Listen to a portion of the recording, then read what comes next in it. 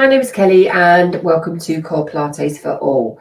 So I have put together some just ideas of ways to work with the Pilates fundamentals. So when we say Pilates fundamentals, we mean things that are going to keep you safe throughout your class. So we have a pelvic tilt, which is going to work with our core as well, and our hips as well need to be in alignment. We've got our breathing patterns that we work with, and we also have things like keeping our shoulders nice and soft as well. So I'm just going to do one short breathing exercise with you just to give you an example of how we work.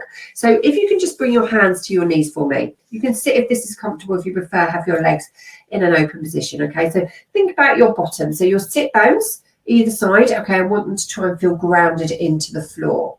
I want you to think collarbones are nice and wide and open and smiling, and your shoulders are soft and down your back, just relaxed. Okay, we're going to keep the chin nice and parallel, and we're going to think that we're lengthening up to the crown of the head. So we're just really relaxed, but we're just sitting that little bit taller now. Okay, we're going to take a nice big breath in through the nose, and then you're just going to take a breath out through the mouth. When we do that breathing, if you try to make like a noise, your breath will automatically come in a really nice controlled movement. Okay, and you will almost feel your body relax as you take that breathing. So we're going to do that again. So nice big breath in and a nice big breath out. Lovely. Okay, so let's combine that into our Pilates movements. So when we do our Pilates movement, we try to keep what we call a neutral spine. Some people say navel to spine.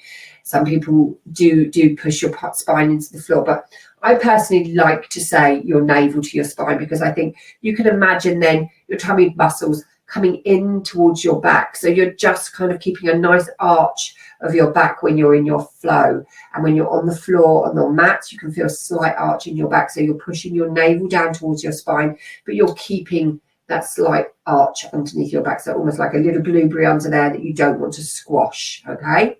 So when we do that, and how to achieve that is just with our nice pelvis, taking the pelvis forwards and then taking the pelvis back, okay? So we just gently arch the pelvis forwards and we gently arch it back. And then when you come to that middle point, you can feel the difference, can't you? So that's really where you want to be. So we don't want to be pushing forwards and we don't want to be pushing back. We want to be in the center, okay?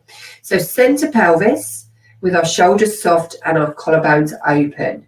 All right, and then we're going to do the breathing again in that position. But this time I want you to imagine that you're almost coming up in a lift with your pelvic floor. And another way to think about it is that you're lying on the floor, you're doing a pair of jeans up, you've leaned in, you're pulling your jeans up, you're zipping them up, and then you're going to think, aren't you? Pelvic floor is going to lift slightly and your tummy muscles are going to be in a good position. Okay, so do that again for me. Just squeeze your pelvic floor slightly.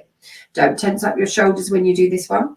Nice breath in and a nice breath out. And as you breathe out, just gently connect that pelvic floor for me.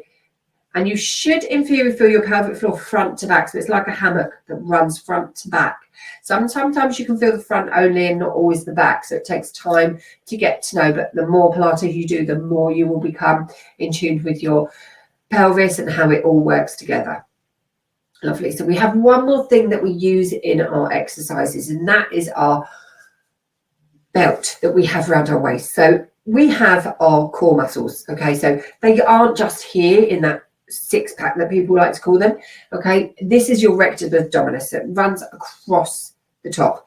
Your transverse abdominis runs a lot lower, and that goes into your pelvic floor, and that runs all the way round like a big belt all the way round, and it actually goes in to your back as well, okay, and runs just within your ribs as well, just here. So we really want to be thinking about connecting all of our abdominals when we do these exercises. So the best way I always find to do it is to imagine that you're going to do that belt up, you're going to just tighten your belt a little bit, and then you're going to let the belt loose, okay? So you're not going to go and suck everything in. You're going to just slightly have a slight connection, okay? So let's combine everything together. We're going to do all of those actions on the out breath, all right? So you're going to take a nice breath in, out breath, And that's when you're going to squeeze your pelvic floor and imagine that you're doing that belt up. So that navel to spine feeling that we spoke about at the beginning. All right. So now, please, if there's anything you've got concerns about, any questions, just give me a shout. And just remember, just enjoy the classes. If you struggle with finding your breathing patterns or you forget any of those things, it does not matter. The most important thing is that you are exercising, you're keeping safe, and that you're being healthy. Okay. Keep breathing naturally and just enjoy the classes. Be in touch if you've got any questions for me. And if not, I hope to see you on a live class soon and enjoy all of the on-demand videos. Thanks very much for watching.